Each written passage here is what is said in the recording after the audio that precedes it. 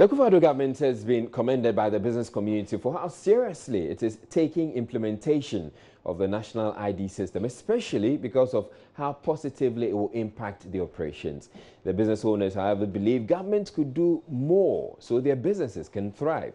Chief Executive of Progeny Ventures, Dr. Kofi Amoah, is one of several of the country CEOs who convened at the Kempinski Hotel here in Accra to deliberate on how they could grow faster and rapidly develop the Ghanaian economy whilst at it.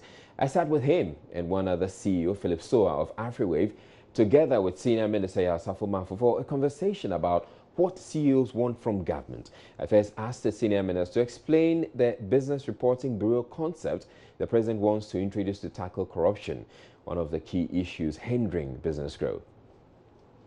I think that we have been very hypocritical in talking about corruption. Corruption is the giver and the taker. And the government should be properly informed about what is going on. More often than not, it has all been hush, hush, hush. We should have a situation where we create opportunity for people to expose this corruption. It must be there. Otherwise, how do you talk to the president about corruption in company A or company B? It is the giver and the taker. So the president said, look, I'm going to have a special prosecutor. But the whole thing is not relying on after the effect. You want to prevent it. You want to name and shame. You want a situation where corruption does not become attractive. And in many of these countries, nobody is going in that direction because it is not attractive. So first of all, people, the country, we must know about what is going on. We should give the ordinary Ghanaian the opportunity to rob what is perceived as corruption. So that we can say, look, Mr. XYZ, somebody has cheated me at the harbor, somebody demanded this money before doing his job, and we should know. And I think that when the government goes in this direction, freedom of information, people are not victimized for telling the truth, that kind of thing, coupled with the establishment of the Special Prosecutor's Office, then we are genuinely fighting corruption. So give people the chance to let us know what is happening. As it stands today, it has all been hush-hush. It has all been people rumoring, people mentioning. Some of them may be true, others may not be true. Let us expose all these things. Let us know what is true, what is not true, and let's take action when the truth is established. Right. Now, Dr. Kofi Amoah, you're with the CEO of Progeny Ventures, and people, if you wouldn't know anything at all about Dr. Kofi Amoah, at least you should know that he's the reason why we are Western Union in Africa, and so thank you for that. Now, this issue that the Senior Minister is talking about, is that what the businesses need as far as corruption is concerned? Oh, I think so, because for the first time, the government is saying that, look, this canker must be exorcised, and we cannot just do it without not doing something. So if there's a registry, there's someplace, a phone number that people can call and genuinely report things that can be investigated, I think then it will put some fear even in some people who think that they can just do it and get away with it. But this corruption thing is something that we must tackle. I personally have spoken publicly that corrupt people go through the law courts and were corrupt must be executed. I mean, it is really selfishness that you are in a position and with the enormity of problems facing us and the seriousness that this government is attaching to get us forward, to take money from the mouth of the nation, monies that can be used in education, that can be used to support some businesses.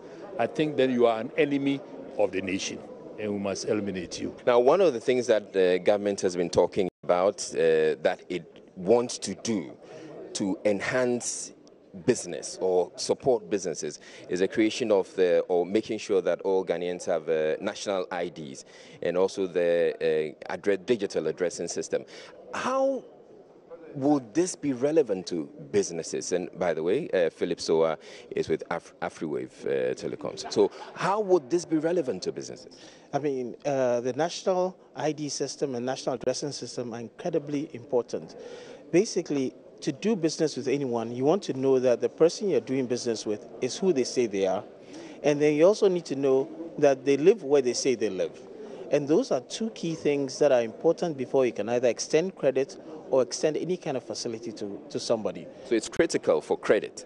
It's critical for credit. It's critical for doing business. Because if somebody comes to me and says they want to buy, I'm selling generators, want to buy my generator, if I know where they live and I know who they are, I'm more easy to give them credit or give them a facility.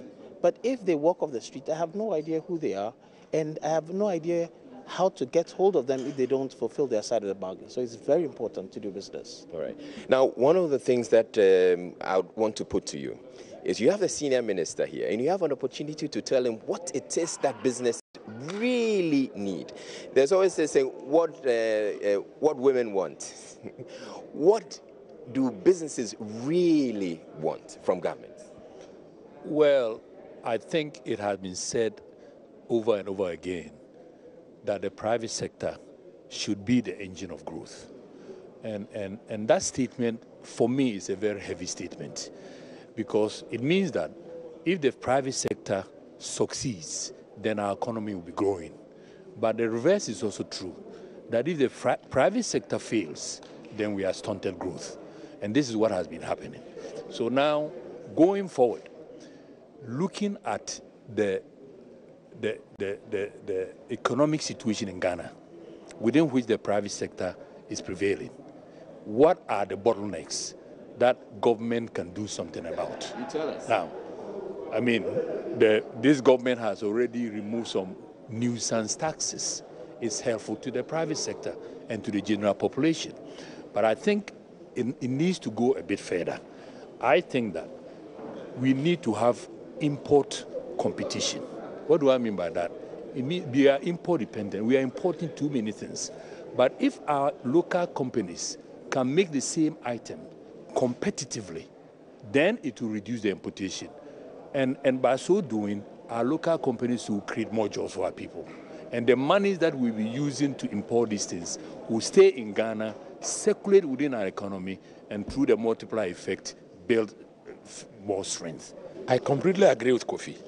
You see, the cost of money to industry makes sometimes not being competitive, because you are not producing a particular item alone. Somebody is doing same in Cote d'Ivoire, somebody is doing same in Nigeria, somebody is doing so in Germany. And if he's able to borrow at 10% and you borrow at 30%, ab initio, you are not competitive. So we must address the problem that makes the costs of credit so high in Ghana. One, we must get the fundamentals of the economy right. So it means that the government should be very serious in managing the microeconomic environment, making sure that certain things are done right. The government overborrowing from the system, competing with the private sector for the limited capital, is one of the principal causes of the high interest rates in this country. Now, the immediate past moderator of the Presbyterian Church of Ghana, the Very Reverend Professor Emmanuel Mate, has labeled some appointees of President Akufo-Addo's presidency as corrupt, citing lack of integrity among leaders as the cause. Speaking to journalists on the sidelines of the official launch of the Kufrodia branch of the C4C Homeopathic Hospital, the former moderator would not name any official, but expressed hope the presidency would take a critical look at the matter and address it. Some of the appointees are not correct. How? They are corrupt. They are corrupt. And Evidence. I hope that blessed are those who do not see, but they believe. You are in Ghana. 5 years ago, I told all Ghanaians that Ghana had conceived corruption, was pregnant with corruption, and would deliver corruption. And you are asking me of any day if they are also we are corrupt.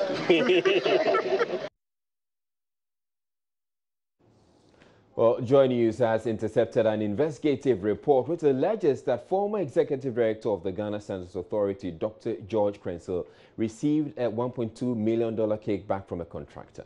Lemet Construction Company is said to have worked on the over 15 million cedi new block of the Ghana Standards Authority Training School. The contractor did not state why he gave out the money, but the report indicates Dr. Krenzel admitted receiving the cash. Joy News' investigative journalist Kwete Nate has the rest of the story.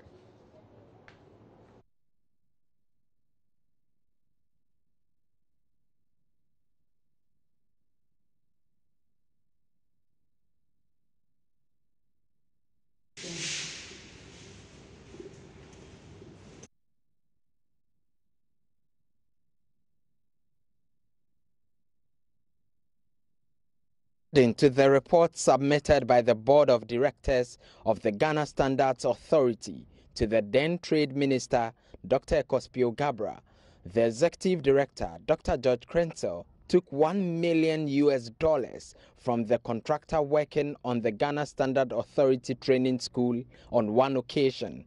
On another occasion, he took $200,000.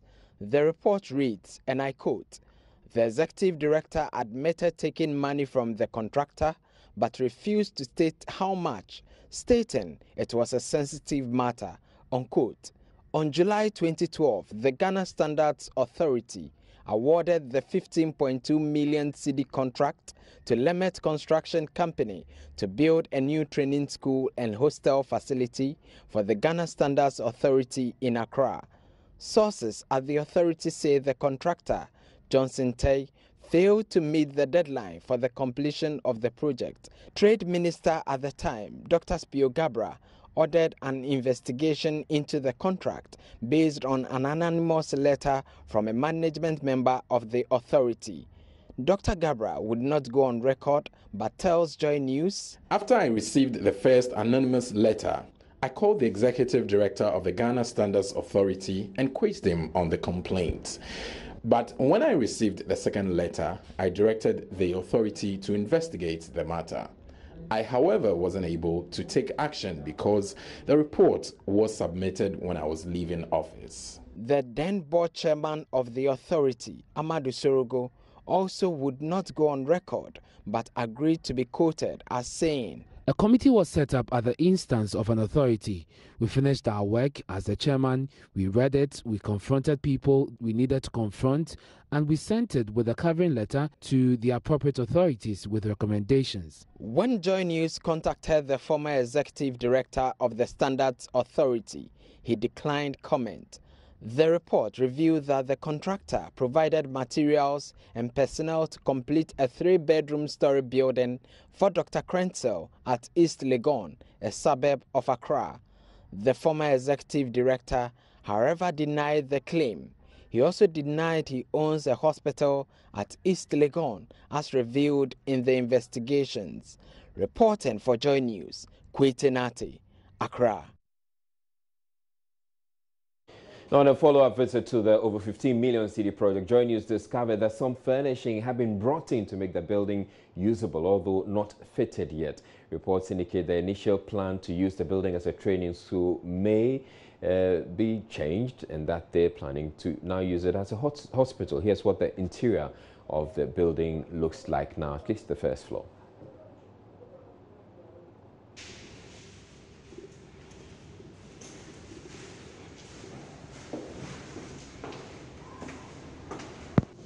So currently I'm in the Ghana Standards Authority building here somewhere in Accra, and I've seen some furnishings, I've seen some chairs, I've seen some sofa. I'm reliably informed also that there are some beds in some of the floors, and so furnishing has actually started, and from my source it started about, some things were brought in about 3 weeks ago, and more furnishings are being brought in so that the place can be put in shape for use. But at the moment, it is not in use. It's actually very empty.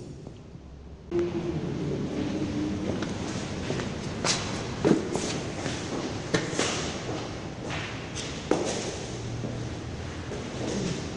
the lifts are all not working. I don't know if this Yes. Sofas.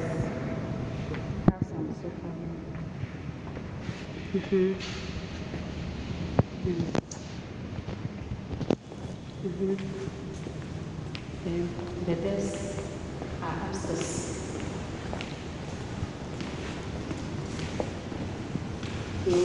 You are in short.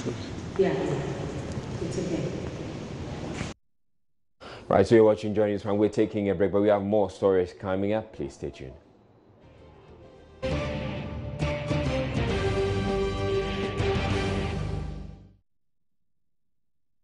The Chief Executive of the Driver Vehicle and Licensing Authority, DVLA, Kwesi Agyemang-Busia, has denied claims suggesting that recent summary dismissal of some 92 workers was politically motivated. The dismissals, along with the removal and transfers of some high-profile public officials, are being seen as an attempt by the new administration to place its people in those positions. The DVLA CEO, however, explains that employees who were dismissed last Friday were largely administrative staff who were employed between September and December 2016 and were on probation, and that it has more to do with the authority's ability to pay them.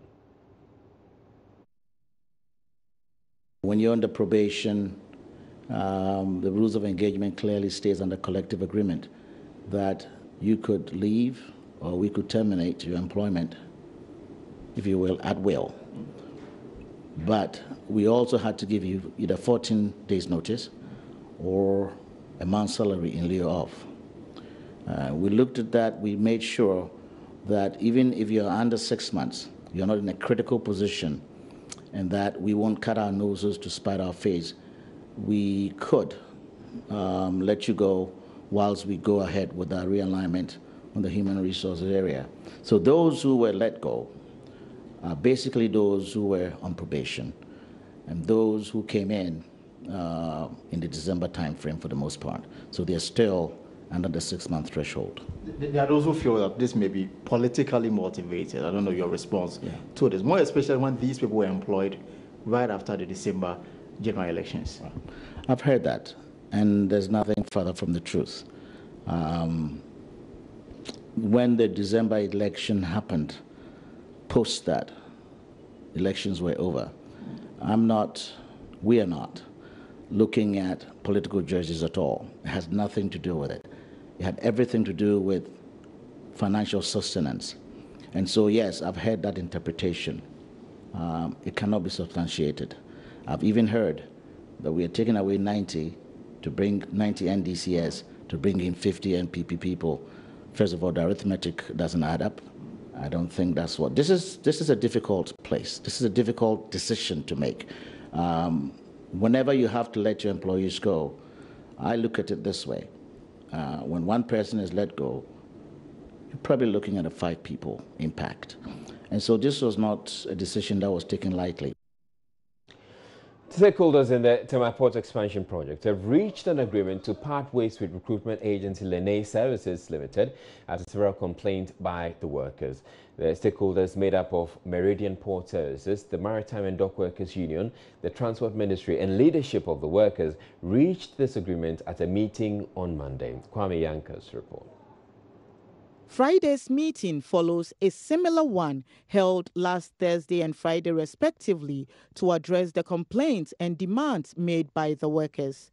The workers last Thursday put down their tools to protest against alleged unfair treatment meted out to them by some management members of China Harbour Engineering Company Limited and Lane Services, which recruited them for the Chinese engineering firm. The workers demanded, among other things, abrogating of contract with Lane, establishment of a proper welfare scheme for workers, and investigations into threats and harassment of some workers. Lawyer for Meridian Port Services, Frank Ebo-Brown, says MPS will monitor closely how labor laws are complied with henceforth. There have been allegations, and we cannot say that things were not done or were done in the right way. But the fact of the matter is that we would ensure that there is compliance. We will keep on monitoring.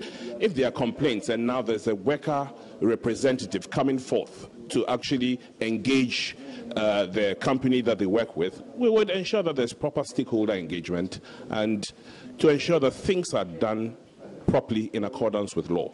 We would always monitor that. General Secretary of Maritime and Dock Workers Union, Daniel Owusu-Cranton, indicated some changes will take place in the months ahead following Monday's meeting. Now, because we have gained that abrogation of the Lene contract, we are engaging directly with management. And today, what we have been able to do is that we have been able to gain a certain commitment to resolve the other issues like salary structure, which on Friday it was agreed that within 1 month we should put a new salary structure in place. And then there are issues of medical care, issues of canteen. What we are going to do is to catalog all these things on paper and provide it to management to form the basis for a certain discussion, as quickly as possible within next week. Meanwhile, Daniel Titus Glover, who doubles as Deputy Transport Minister and Tema East MP, says issues that led to the demonstration have been resolved amicably. So going forward, the project is in my constituency. I have a special interest too, because the harbour is in my constituency. So I'm more or less as ambassador of this project to make sure that everybody and every party is satisfied. So you are here, go back and let the world know that there's no problem anymore between the workers and management of China Harbour Engineering Company Limited. The workers believe being managed by China Harbour Engineering Company will improve their lot instead of being under a third party. Well, the Ministry of Finance has extended the deadline for the payment of April salaries of some public sector workers who failed to enroll onto the SNIT biometric system. The workers have up to June 15, 2017 to re-register to get their salaries paid. A statement from the Finance Ministry indicated that about 9,000 workers have been paid after successful validation. In addition, 3,000 public sector workers are expected to receive their April salaries by the end of this month, following the validation by the Finance Ministry. Finance Minister Ken Ofori-Atta earlier in April ordered the suspension of April salaries to about 26,500 public sector workers. A timeline outlined by the Finance Ministry indicates that the affected workers are expected to commence the process leading to payments from Monday, May 22, 2017. At the moment, about 17,000 public sector workers are yet to receive their April 2017 salaries for non-biometric SNIT registration. Staff who have gone through SNIT's biometric registration but were not paid in the initial payment on May 11 are expected to visit SNIT for proof of registration and further validation. In addition, staff who have not registered with SNIT are expected to do so for subsequent validation and payments. We're taking a break. When we come back with business issues, the central bank governor says the bank would address associated industry issues before going ahead to increase the minimum capital requirement for commercial banks, and there's also a new policy rate. We'll bring you all that in business, which is